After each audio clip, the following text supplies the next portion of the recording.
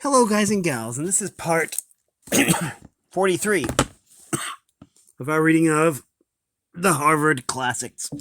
And the Harvard Classics are composed of, I'll find it here. Let's see. The Apology, Phaedo, and Credo of Plato, translated by Benjamin Jowett. The Golden Sayings of Epictetus, translated by Hastings Crossley. And the Meditations of Marcus Aurelius, translated by George Long. This book is edited by Charles W. Elliott, LLD, with introductions and notes. Let's go over the copyright information, which should be on your screen right now.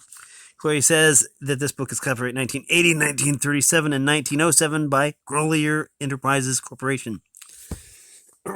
And we will continue where we left off.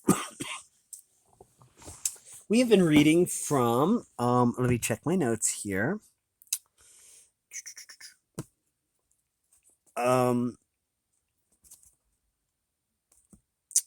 The Philosophy of Antoninus, which is, and we made it to page 330. So let's pick that up. Okay. Okay.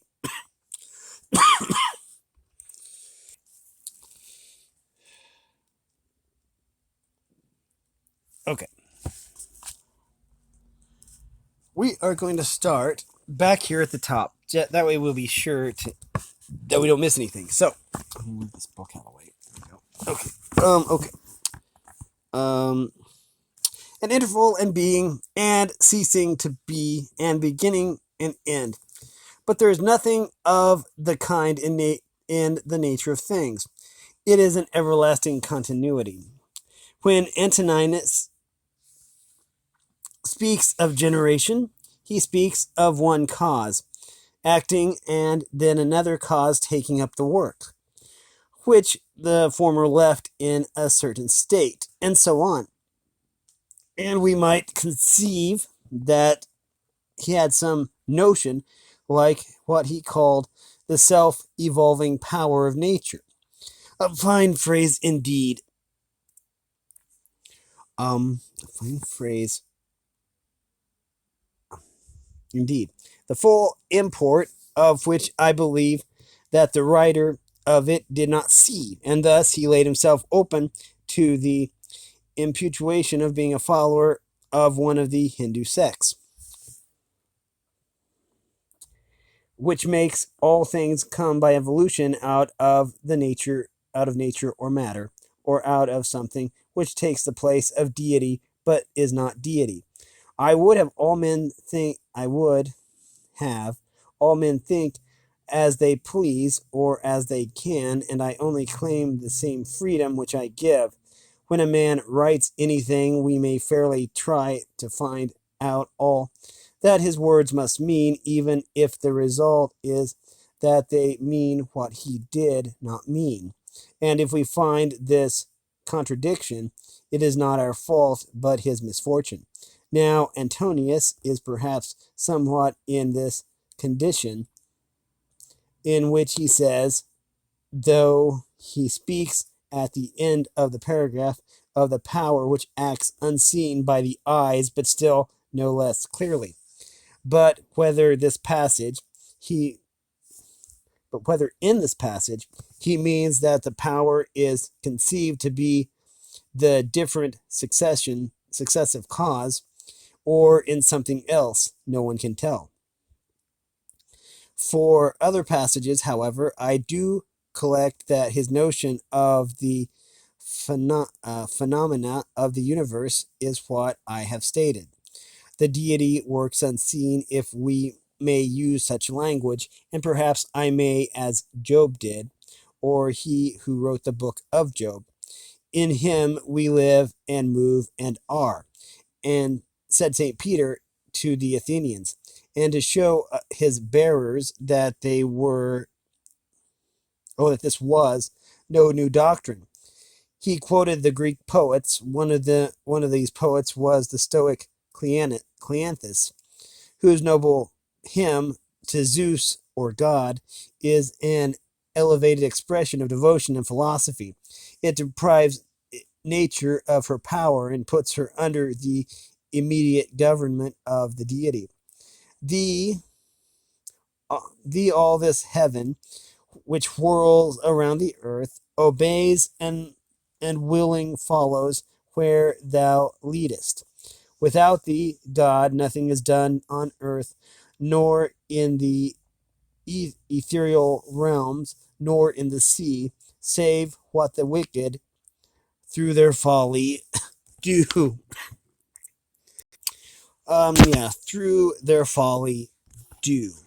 Antonius Antonius's conviction of the existence of a divine power and government was founded on his per, um, perception of the order of the universe. Like Socrates, um, he said he said that though we cannot see the forms of divine power, we know that they exist because we see their works.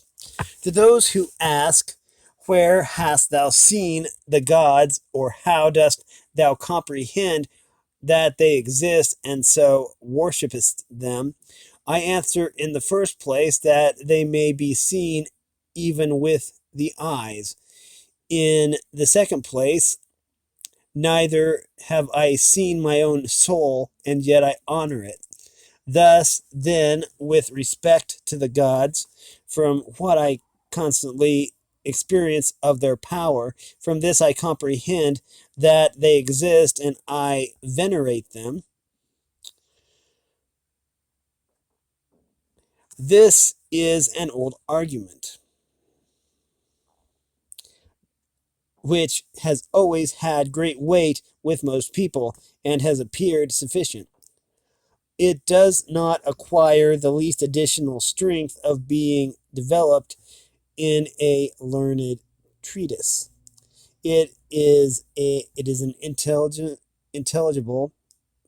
It is as intelligible in its simple enunciation as it can be made.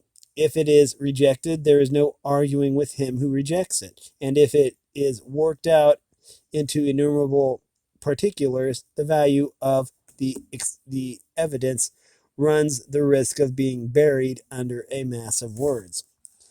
Man, being conscious that he is a spiritual power or intellectual power, or that he has such power, in which way he conceives that he has it. For I wish simply to state a fact from this power which he has in himself. He is led, as Antoninus says, to believe that there is a greater power, which, as the old Stoics tell us, pervades the whole universe as the intellect pervades man. God exists, then, but what do we know of his nature? Antonius says that the soul of man is an efflux from the divinity. We have bodies like animals, but we have reason, intelligence as the gods. Animals have life and what we call instinct or natural principles of action, but the rational animal man alone has a rational, intelligent soul. Antonius insists on this continually. God is in man, and so we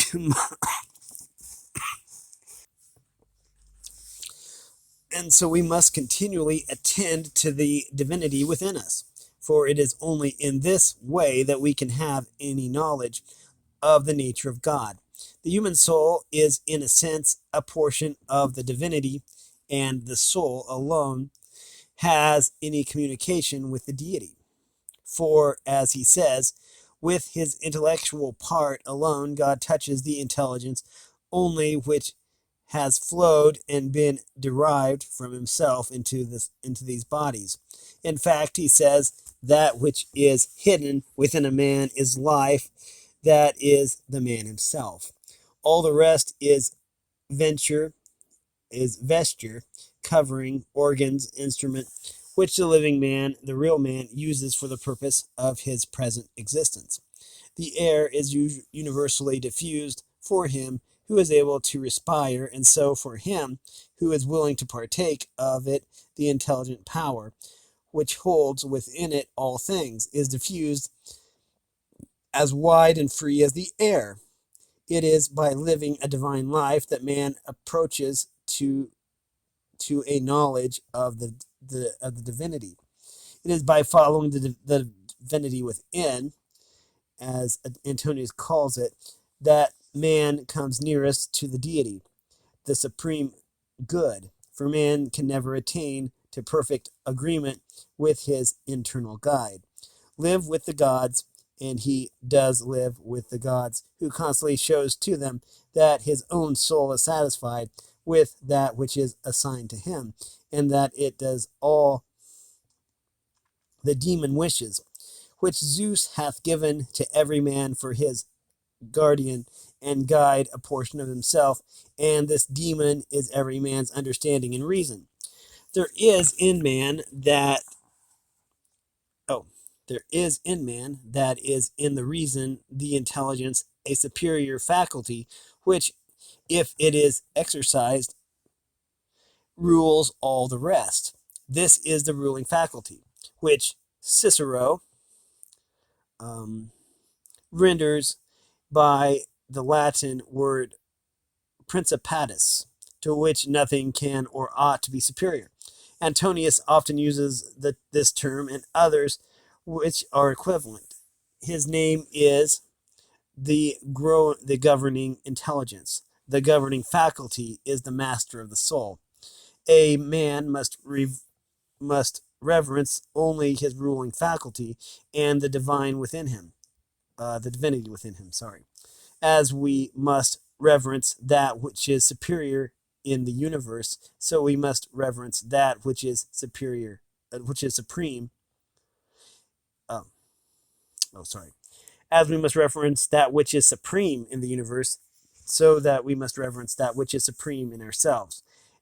And this is that which is of like kind, with that which is supreme in the universe. So, as Plotinus says, the soul of man can only know the divine so far as it knows itself. In one passage, Antonius speaks of a man's condemnation of himself, with the diviner part within him has been empowered and yields to the less honorable and to the perishable part, the body, and its gross pleasures. In a word, the views of Antonius on this matter, however, his expressions may vary, as are exactly what Bishop Butler expresses when he speaks of the natural supremacy of reflection or conscience, of the faculty which surveys, approves, or disapproves of several affections of our mind and actions of our lives. Much matter might be collected from Antonius on the notation of the universe being one animated being, but all that he says amounts to no more. As Schultz remarks, than this, the soul of man is most intricately united to his body, and together they make one animal, which we call man. So the deity is most intimately united to the world or the material universe, and together they form one whole. But Antonius did not view God and the material universe as the same any more than he viewed the body and soul of man as one. Antonius has no speculations on the absolute nature of the deity. It was not his fashion to waste his time on what man cannot understand. He was satisfied that God exists, that he governs all things. My throat dried out. Okay, sorry about that. Sorry, no, I lost my place. Okay, I almost found my place. He is satisfied that God exists and that he governs all things, that man can only have an imperfect knowledge of his nature, and he must attain this imperfect knowledge by reverencing the divinity which is within him and keeping it pure. From all that has been said, and it follows that the universe is administered by the providence of God, and that all things are wisely ordered, there are passages in which Antonius expresses doubts or states different possible theories of the constitution and government of the universe, but he always recurs to his fundamental principle that if we admit the existence of a deity, we must also admit that he orders all things wisely and well. Epictetus said that we can discern the providence which rules the world if we possess two things: the power of seeing all that happens with respect to each thing and a grateful disposition. But if all things are wisely ordered, how is the world so full of what we call evil, physical, and moral? If instead of saying that there is evil in the world, we use the expression which I have used, what we call evil, we have partly anticipated the emperor's answer.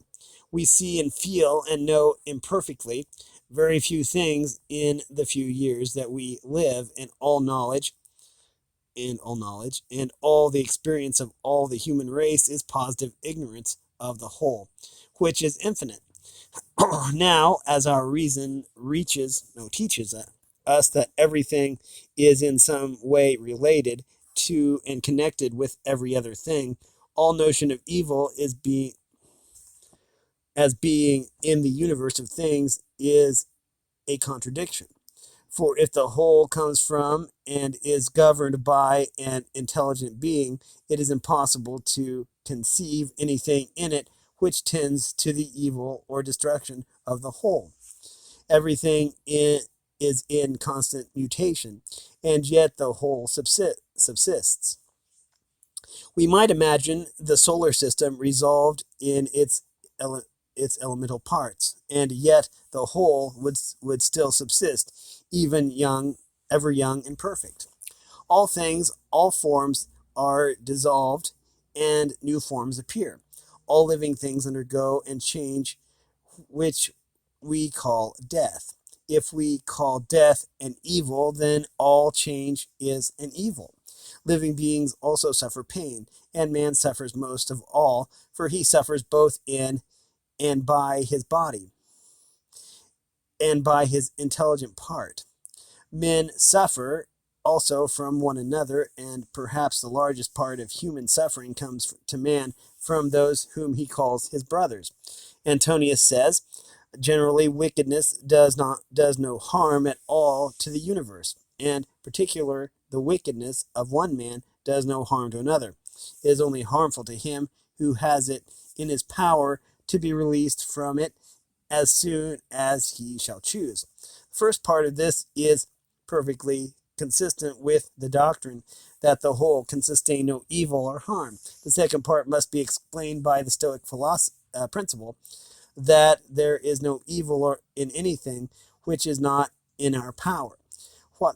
What wrong we suffer from another is his evil, not ours.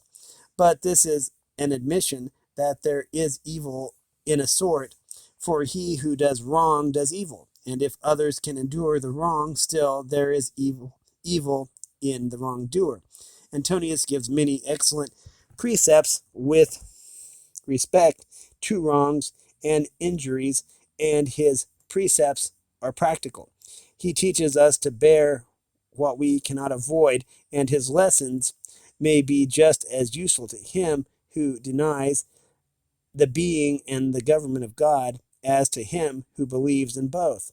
There is no direct answer in Antonius to the objections which may be made to the existence and providence of God because of the moral disorder and suffering which are in the world, except this answer, which he makes in reply to the supposition that even the best men may be extinguished by death.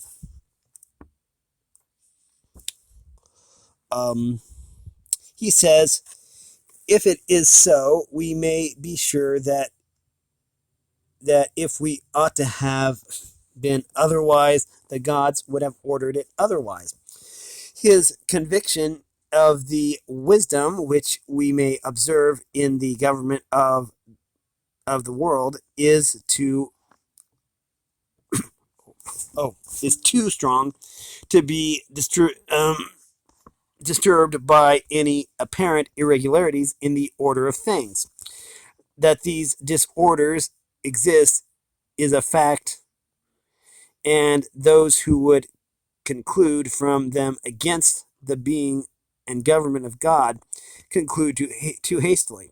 We all admit that there is an order in the material world, a nature, in the sense in which the world has been explained, a constitution, what we call a system, a relation of parts to one another, and a fitness in the whole for something.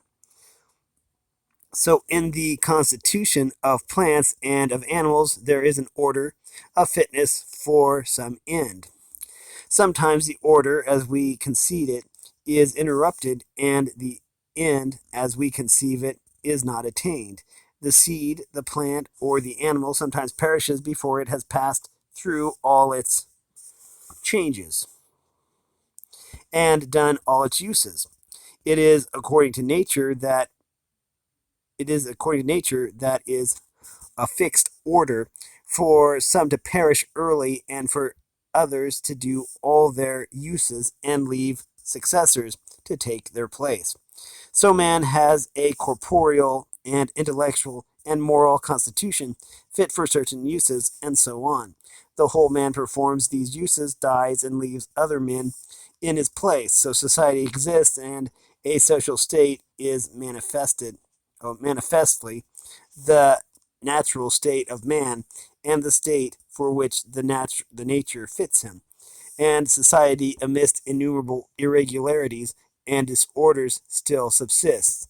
And perhaps we may say that the history of the past and our present knowledge gives us a reasonable hope that its disorders will diminish, and that order, its governing principles, may be more firmly established.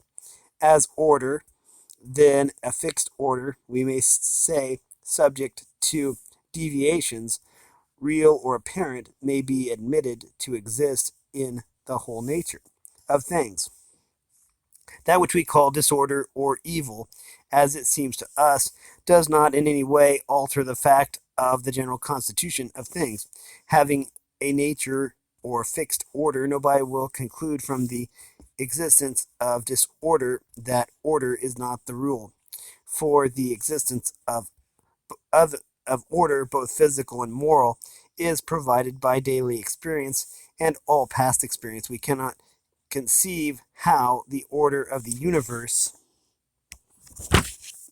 is maintained. We cannot even conceive how our own lives from day to day is continued, nor how we perform the simplest movements of the body, or how we grow and think and act, though we know many of the conditions which are necessary for all these functions, knowing nothing then of the knowing nothing then of the unseen power which acts in ourselves except by what it does. We know nothing of the power which acts through what we call all time and all space.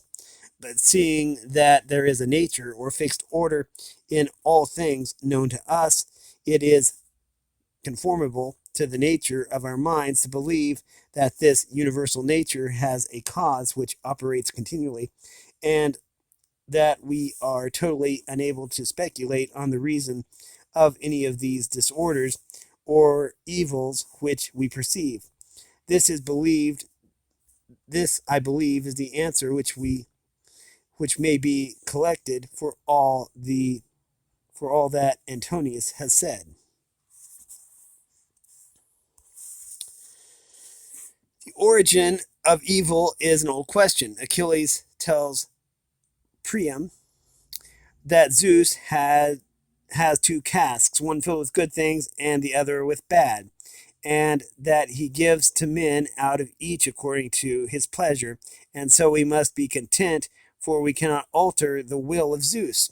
One of the Greek commentators asked, how must we reconcile this doctrine with what we find in the first book of the Odyssey, where the king of the gods says, men say that evil comes to them from us, but they bring it on themselves through their own folly. The answer is plain enough even to the Greek commentator.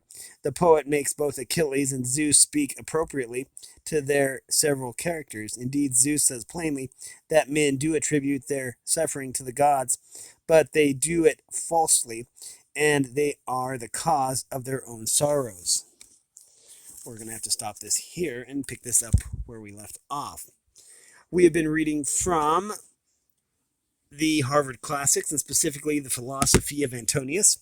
And if you like this content, make sure you like and subscribe and ring the bell so you know when I upload. Also, if you want to support me in any way, if you want to join the Discord server, all information will be in the description below. And as always, thanks for watching, everyone, and have a great day.